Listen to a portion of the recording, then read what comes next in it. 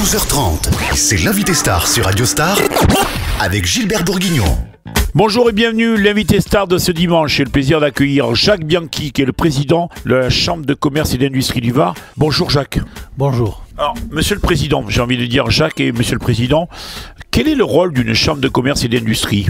Le rôle d'un président d'une chambre de commerce et d'industrie, c'est de développer l'économie départementale, d'animer un groupe d'individus, tous élus bénévoles dans les chambres de commerce et d'industrie du Var, des chefs d'entreprise qui ont envie de donner de leur temps, de leur passion pour développer l'économie d'un département. Qu'est-ce qui vous a donné un jour l'envie de vous présenter à la présidence ? C'est que j'en ai eu le temps.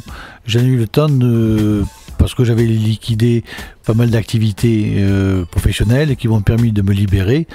Je vous signale que j'ai été élu à la Chambre de commerce et d'industrie du Var dès 1992. De 1992 à 2004, j'ai été président de commission, président de la commission des finances, président de la commission aéroportuaire, vice-président. Et ensuite, j'ai eu le temps de me consacrer un peu plus et de prendre la présidence de la Chambre de commerce. J'avais moins d'activités professionnelles. J'ai toujours des activités professionnelles, je le précise. Pour certains qui pensent que je me repose totalement, non, pas du tout. J'ai encore des activités professionnelles qui me permettent d'être élu consulaire et d'être élu président de la Chambre de commerce. Et aujourd'hui, notre département du Var est un département qui brille parce que nous avons des pépites. Nous avons de réelles pépites dans ce département qui nous permettent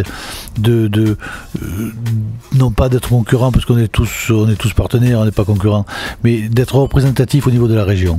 Pour vous, l'étiquette politique, quand on est président d'une chambre de commerce et d'industrie, ça va au-delà de l'étiquette politique ? À la Chambre de commerce, on ne fait pas de politique, on a des amis, quel que soit le bord. C'est vrai, j'ai la chance de côtoyer des gens qui méritent toute mon affection, d'ailleurs dans le département du Var, et je suis heureux de les contacter, qu'ils soient de droite ou de gauche. Je reconnais que le département du Var est plutôt à droite, mais on ne fait pas de politique en économie.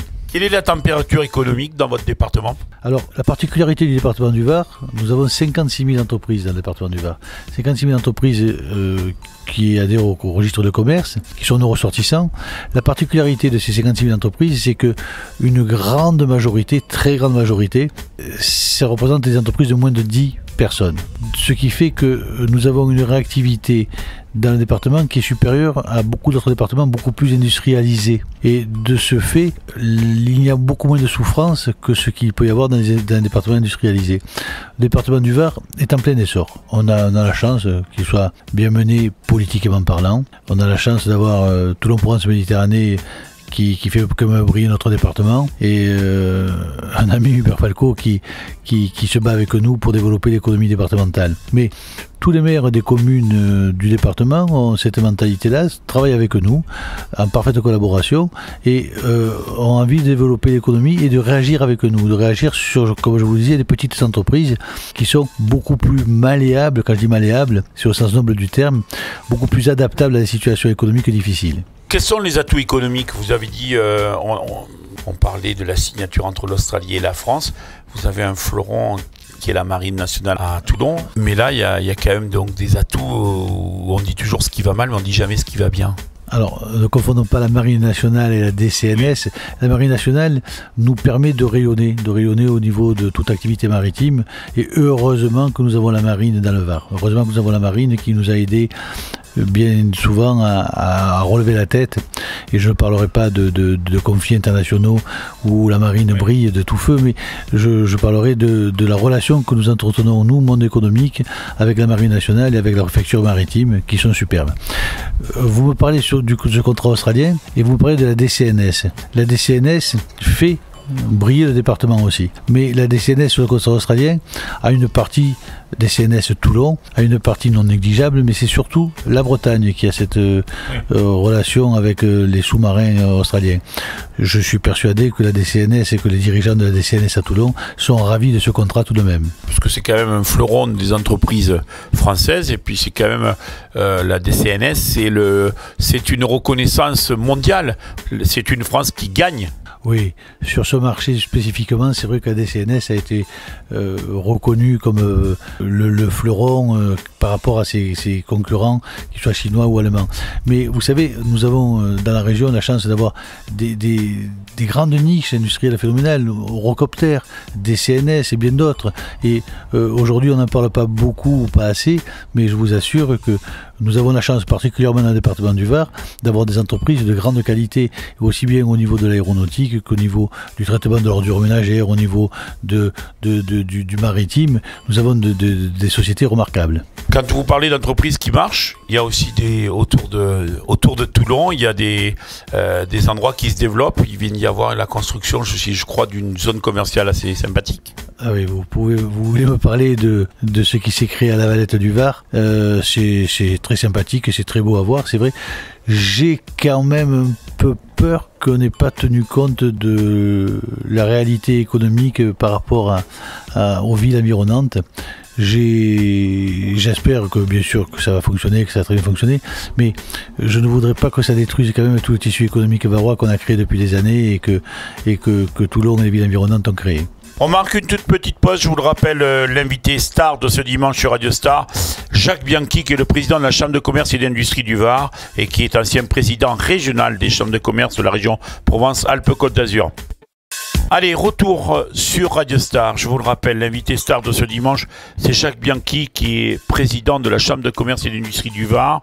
Et on va parler, après avoir parlé de tout ce qui se passe sur le plan économique dans le Var. Vous avez été président du RCT. Le Var se porte bien au niveau du rugby club toulonnais, ça c'est clair. Votre vision, vous avez présidé, donc je l'ai dit, ce club. Et puis, il y a également un autre sujet que j'aimerais aborder, c'est le circuit Paul Ricard. Commençons par le rugby club toulonnais.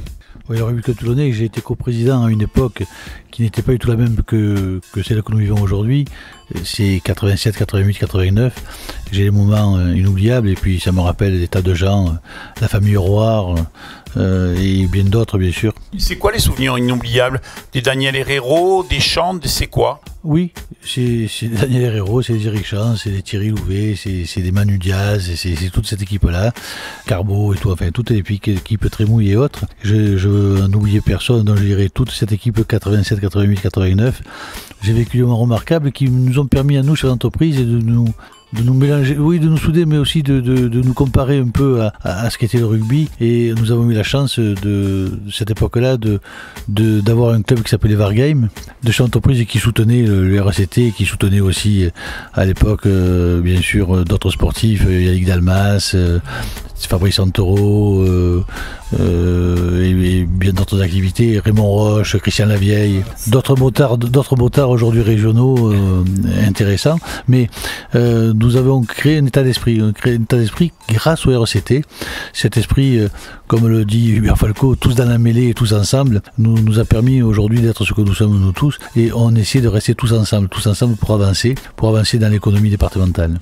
C'est marrant ce que vous êtes en train de me dire parce que ça me permet de prendre le ballon ovale et de partir sur un guidon. Vous avez cité des Raymond Roche, vous avez cité des Christian Lavieille. L'année dernière, le circuit Paul Ricard, c'était le retour du bol d'or. Et on a parlé donc un retour gagnant. Et en dehors du bol d'or, j'aimerais savoir où nous en sommes sur le retour d'un Grand Prix de Formule 1 au Castellet, parce que je sais que vous les avez vécus pendant de nombreuses années. Je vous fais remarquer que je n'ai pas parlé volontairement de Christian Estrosi, qui a été un grand champion aussi du circuit Paul Ricard, ne l'oublions pas. Non, le bol d'or, bien sûr, c'est un retour gagnant, comme vous le dites, mais toute activité sportive de qualité sur le circuit du Castellet sont toujours des retours gagnants. Je pense que nous allons arriver, et je reparlerai de Christian Estrosi volontiers, du président du conseil régional, que nous allons arriver en mettant en commun toutes nos forces. Nous allons arriver avec Stéphane Leclerc et les responsables du circuit Castellet. Nous allons tout faire pour obtenir un Grand Prix de F1 au circuit du Castellet. Nous allons avoir la volonté. Nous pensons que c'est vraiment du développement économique régional, non pas que départemental, régional, et voire même national.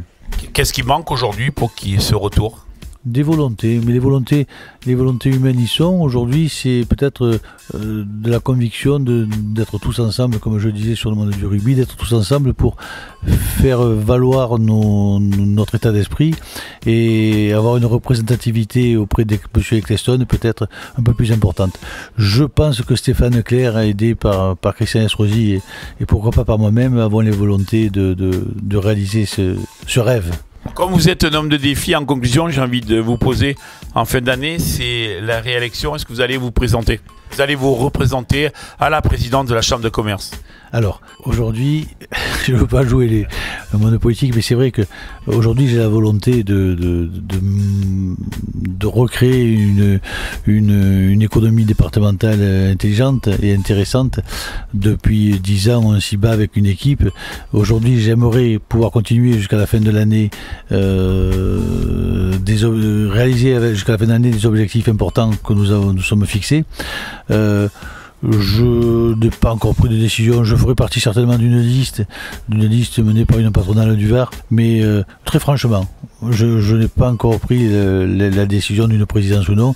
Je préfère m'occuper jusqu'à la fin de l'année de l'économie telle que s'en occupe depuis 10 ans avec mes amis. Voilà, je vous le rappelle, donc Jacques Bianchi, président de la Chambre de commerce et d'industrie du Var, qui était notre invité pour ce dimanche. Merci pour votre fidélité. Je vous souhaite un bon dimanche à l'écoute de Radio Star et je vous retrouve avec plaisir dimanche prochain. Radio Star.